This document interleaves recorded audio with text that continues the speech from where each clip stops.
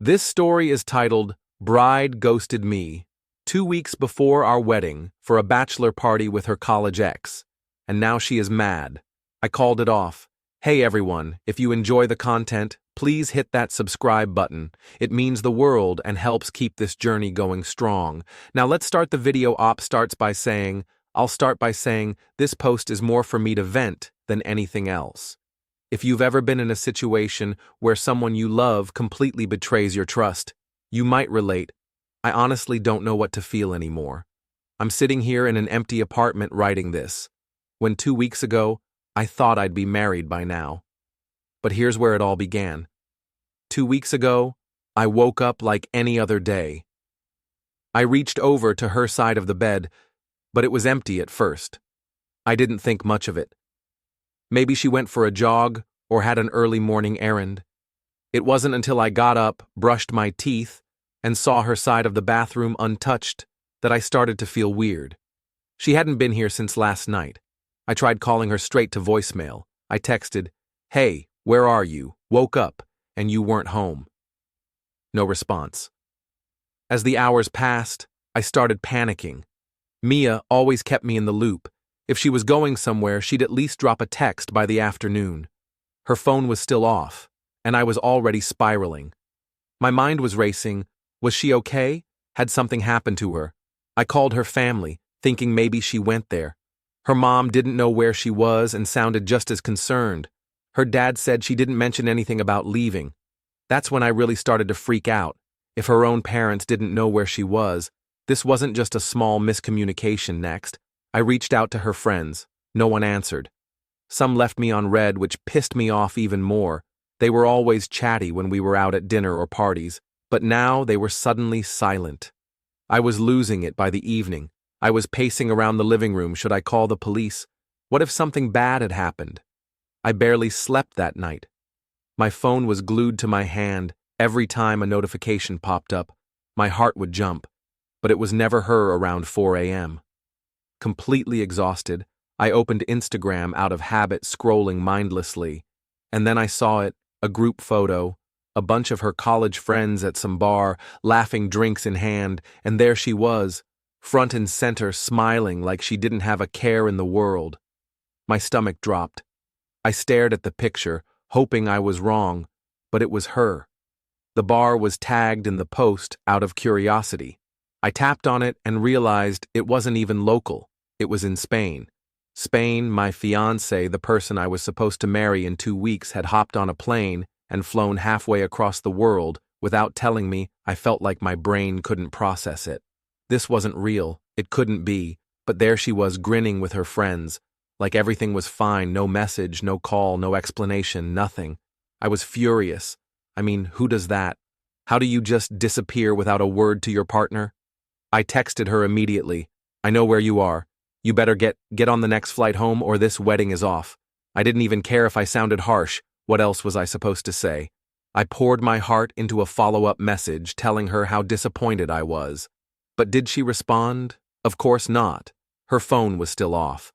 I ended up staring at the ceiling for hours, replaying every moment of our relationship in my head, trying to figure out how we got here. The next day, her parents called again, asking if I'd heard from her. When I explained what I found, they were as shocked as I was.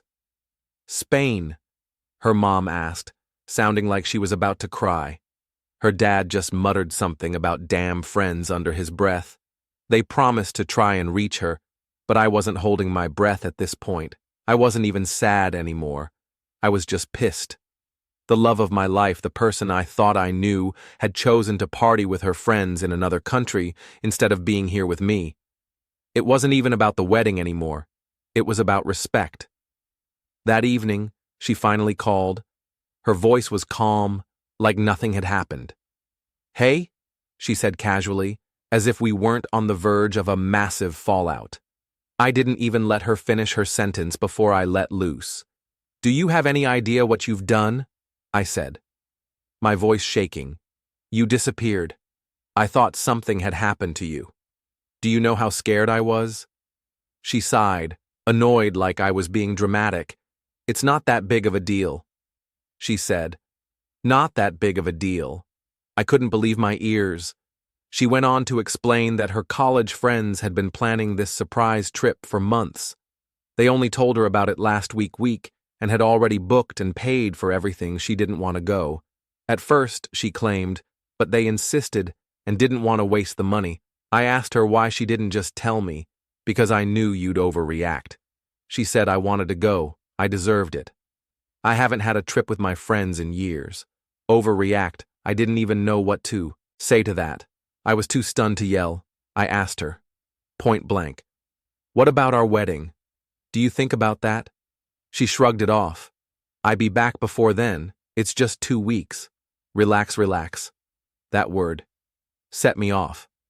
If you're not back tomorrow, I told her there won't be a wedding to come back to her response. I already told you, I'm staying, deal with it. And then she hung up. I'm not proud of what I did next, but I spent the rest of the night stewing in my anger every time I thought about her sitting in some bar in Spain laughing it up while I was here cleaning up her mess. My blood boiled. That's when I made the decision. I wasn't waiting for her to come back. I was calling off the wedding. She wanted to party, fine. She could party all she wanted, but she wasn't going to party her way back into my life the morning after that awful call. I woke up feeling hollow. I barely slept.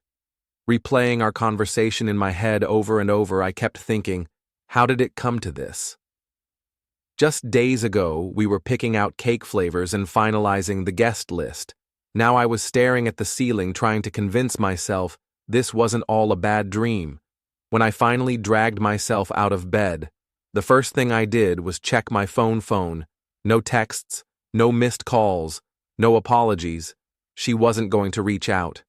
I think deep down, I already knew that I started scrolling through Instagram again, even though it felt like punching myself in the face. More pictures, more stories. She was at some beach this time, drink in hand, arm around one of her friends.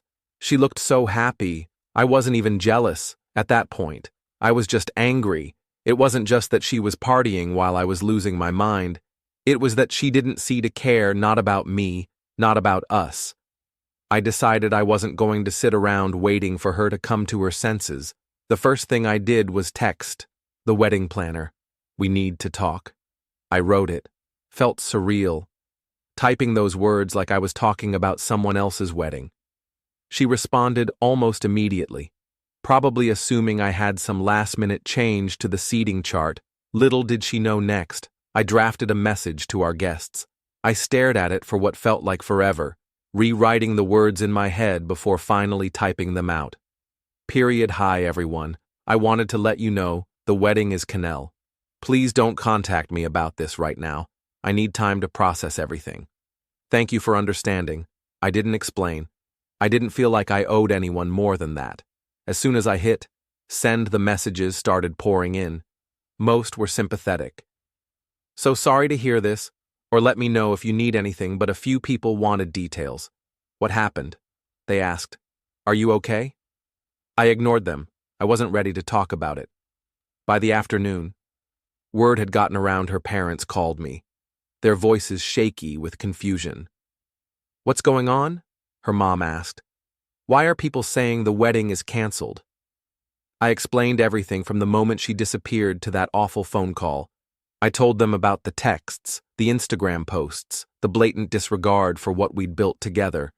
Her mom cried. Her dad didn't say much, just muttered something about her needing to grow up. They promised to try and get through to her, but I wasn't holding my breath if she hadn't listened to me.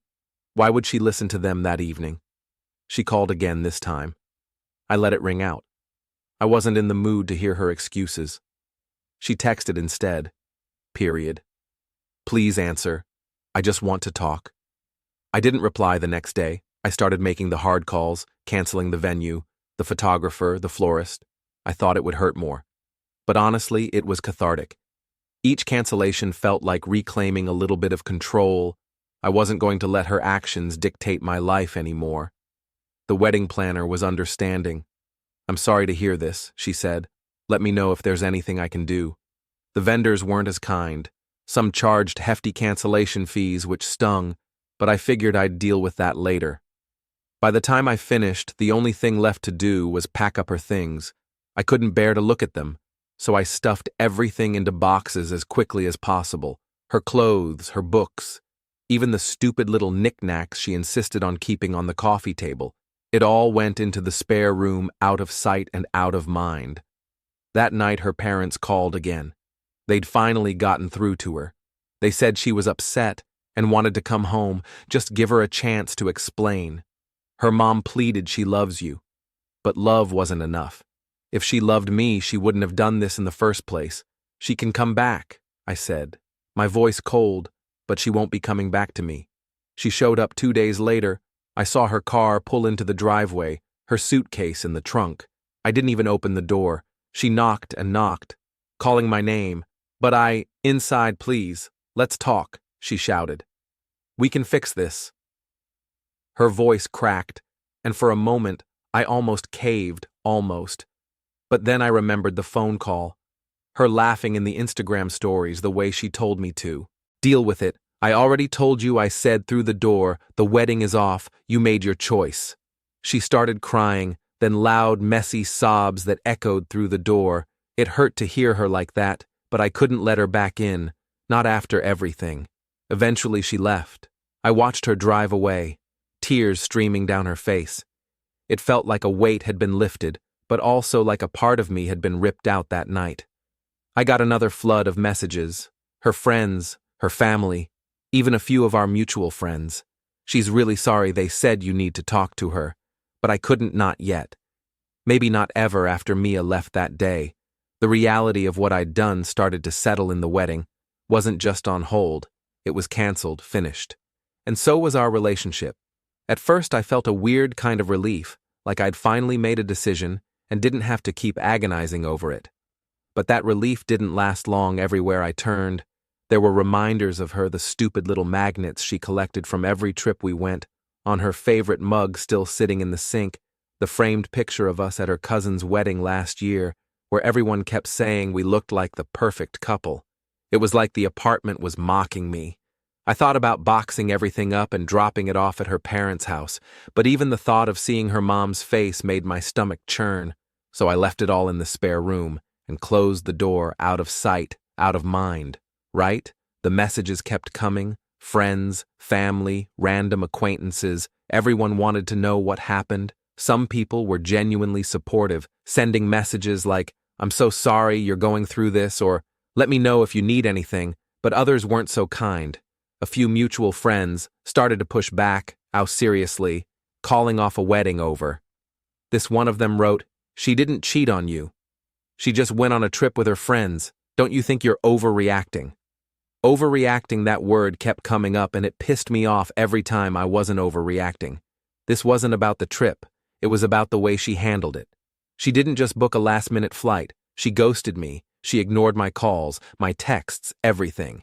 And when I finally found out where she was, she acted like I was the one being unreasonable. She knew what she was doing. I wrote back to one of the more persistent friends. She made her choice. Now she has to live with it. Her parents were relentless. They called me every day for a week, begging me to talk to her. She's devastated. Her mom kept saying she knows she made a mistake. At one point, her dad even tried to guilt-trip me. You've been together for 6 years. He said, are you really going to throw all that away over one bad decision? That phrase stuck with me. One bad decision. Was it really just one bad decision, though? Or was it a sign of something deep? I couldn't stop thinking about what she said on the phone, how she needed life experiences before settling down. It was like she was already regretting the life we were building together, and I couldn't unhear that. Eventually my parents got involved. I don't know if Mia as family called them or if word just got around, but one night I got a text from my mom. We need to talk. When I called her back, she didn't waste any time. What's going on? She asked. Why is the wedding canceled? I tried to explain, but it didn't seem to sink in. She kept interrupting, asking why I couldn't just forgive her and move on. People make mistakes. She said, you're not perfect either. You know that stung. Of course I wasn't perfect, no one is. But this wasn't some minor argument about where to go for dinner or who forgot to do the dishes. This was my fiancé, abandoning me 2 weeks before our wedding to party in another country. It's not just the trip, Mom. I said, it's the way she handled it. She didn't respect me. She didn't respect us. She SED-sighed. I just think you're making a big mistake. That was the end of the conversation. The tipping point came a few days later when Mia's friends emailed me. Not just a text or a DM, an actual email. I guess they figured I'd block them on everything else. So this was their last resort. The message started off with some half-baked apology. "Weck, sorry about how things turned out." They wrote, "We didn't mean for it to go this far." But as I kept reading, it became clear they weren't apologizing for what they did. They were trying to shift the blame onto me. She was really looking forward to this trip, they wrote. She's been so stressed about the wedding, and we thought it would help her relax. We didn't think you'd react like this. React like this. Like it was my fault for being upset that my fiancé disappeared without a word. The worst part, they admitted they'd encouraged her to ignore me. We told her not to worry about your texts. They wrote, "We thought you'd cool off once she got back." Cool off? They thought I'd cool off while they were halfway across the world partying with my fiancé. I didn't even finish reading the email. I deleted it and blocked their address. By the end of the week, I'd reached my breaking point. I texted Mia's parents and told them she could come by to pick up her stuff. I wasn't going to drop it off, and I wasn't going to stick around for some big emotional confrontation. Just tell her to come when I'm not home. I wrote her. Mom called me immediately. "Please, just talk to her." She begged. She's been crying nonstop. She's not eating, she's not sleeping. She needs to see you. She needed to see me before she got on that plane. I said that shut her up the next day. Mia texted me for the first time since she got back. "Can we talk?" She wrote, "I just want to explain." But I didn't need an explanation. I already knew everything I needed to know. "I'm sorry." I replied, "It's too late." She didn't respond by the time she came to pick up her things. I thought I'd feel better, like I could finally put this whole mess behind me. But as I watched her dad carry box after box out to the car, I felt this weird ache in my chest. This wasn't how things were supposed to end. We were supposed to be building a life together, planning our future, growing old side by side, and now all of that was gone when they were done. Her dad came up to me and shook my hand. "I'm sorry it had to end like this. He said me too." I replied. Mia didn't say anything. She just got in the car and drove away by Kay. That night I sat in the empty apartment and stared at the boxes she'd left behind, photos, letters, little souvenirs from our trips. I didn't have the heart to throw them away, not yet. Instead, I shoved them into the closet and closed the door. The days following. Mia picking up her things were quiet, but not in the peaceful way I'd hoped. The silence was suffocating, like the walls of the apartment were closing in. It was the first time in years I had no one to text, no one to call. I couldn't even check social media without being reminded of her. Her friends, who I'd already blocked, started trying other ways to get through to me. A couple of mutual friends, who hadn't yet picked a side, tried playing mediator. Mia really regrets everything they told me. You should talk to her. Just one conversation. I told them the same thing I told everyone else. It's over. Please stop bringing this up. But the pressure didn't stop some friends. Ones I thought would have my back started turning on me, being selfish. One of them texted, "You've been with her for 6 years, and you're throwing it all away because of your ego," that word. Again, ego, like I was some kind of control freak who couldn't handle her having fun without me. It wasn't about that. It was about trust, about respect. I blocked that friend too. My parents, on the other hand, were relentless. Every time I talked to them, they brought Mia up. "You should give her a chance." My mom said for the 3rd time in as many days she made a mistake. "But she's young, you both are. She's not too young to know how to communicate." I snapped. My dad chimed in on, "Sometimes you have to look at the big picture. Are you really ready to let 6 years go because of one fight?" It wasn't a fight. I said it was a choice, and she chose to leave. They didn't get it. They probably never would. The breaking point with my parents came a week later when I stopped by their house to pick up some of my old stuff. My mom cornered me in the kitchen and started her usual spiel. "She's been calling us. She said she's devastated. Don't you think you should at least hear her out?" "No, Mom?" I said, trying to keep my voice calm. She pressed on. She's a good girl, you know that. She just got caught up in the moment. It doesn't mean she doesn't love you. I lost it. Then, if she loved me, she wouldn't have done this end of story. My mom looked like I'd slapped her. She didn't say anything after that. And when I left, I could tell things weren't going to be the same. In the middle of all this, Mia's college friends reached out again this time. They texted me from a new number. We just wanted to say sorry again. For what happened? The message read, "We didn't mean for things to get this bad. I didn't even respond." They'd already made their position clear when they convinced Mia to ignore me and stay in Spain. Their apologies meant nothing. Now, but they kept texting. "She's miserable without you." One of them wrote, "She's willing to do anything to fix this. Please talk to her." I blocked the number. The thing is, I wanted to move on. I wanted to wake up one day and not feel like my life had just imploded. But every time I tried, someone else would drag me back into the mess. Mutual friends, her family, even people who barely knew us were weighing in, like they had any right to tell me what to do. The only thing that helped was work. I started throwing myself into my job, taking every shift I could, staying late whenever possible. It was exhausting, but at least it kept my mind off things. I also started going to the gym, not because I had some grand plan to glow up or win the breakup, but because I needed something, anything, to get me out of the house. At first, it was just a way to kill time, but eventually, it became a routine, a distraction. 2 weeks after Mia picked up her stuff, I got a text from her parents. "She'd like to talk to you." Her dad wrote just one conversation for closure. That word made me laugh bitterly. She didn't care about closure. When she left for Spain, she didn't care about it. When she ignored my calls and told me to deal with it, now she wanted closure.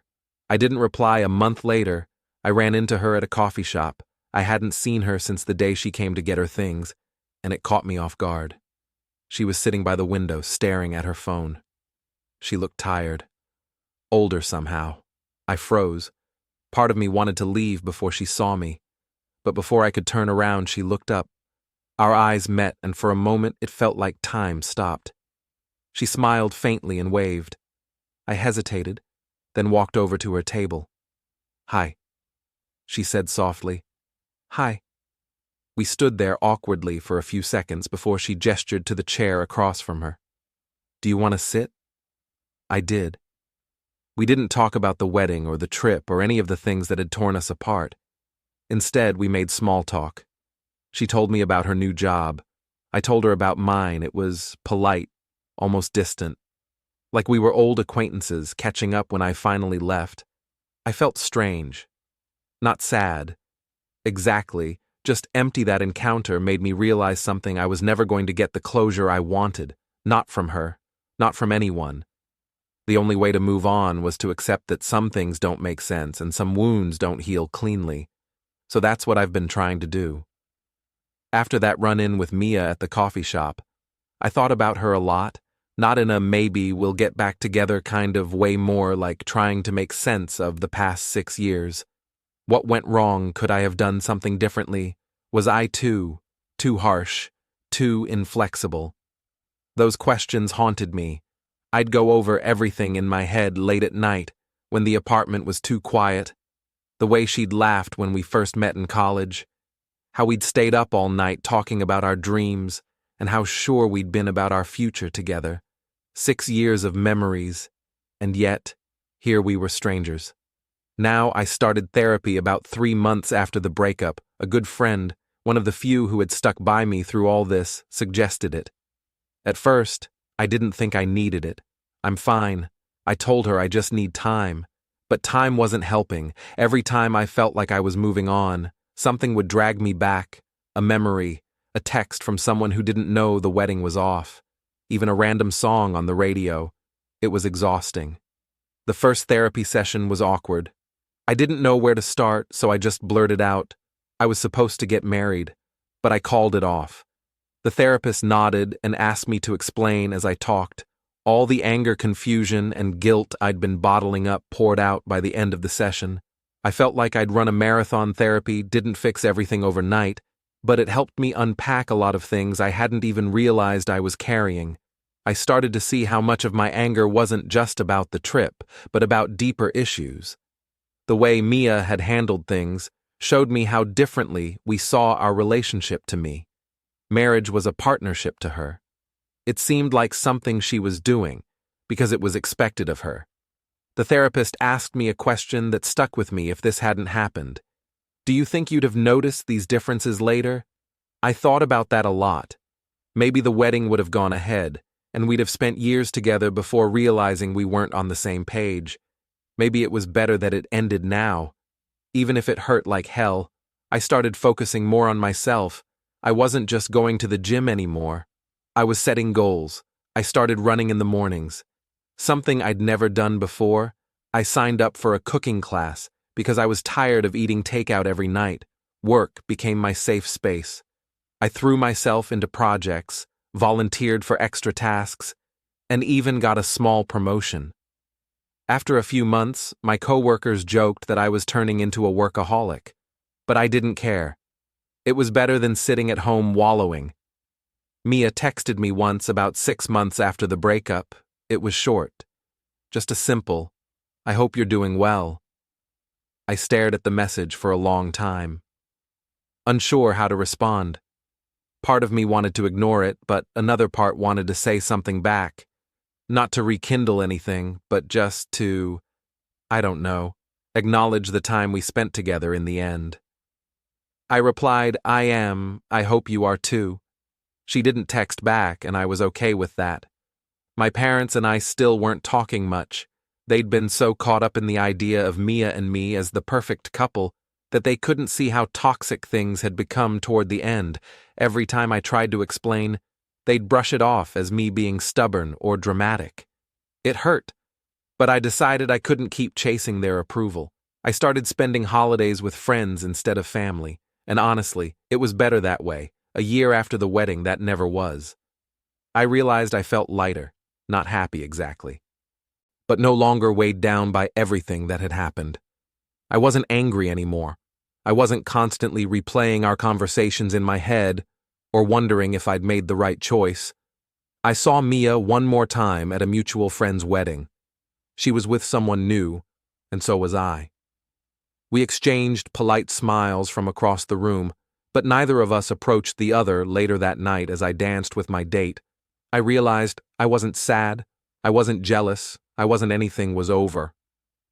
Looking back, now I think canceling the wedding was the best decision I've ever made. It was painful and messy and absolutely gut-wrenching, but it forced me to confront things I might have ignored.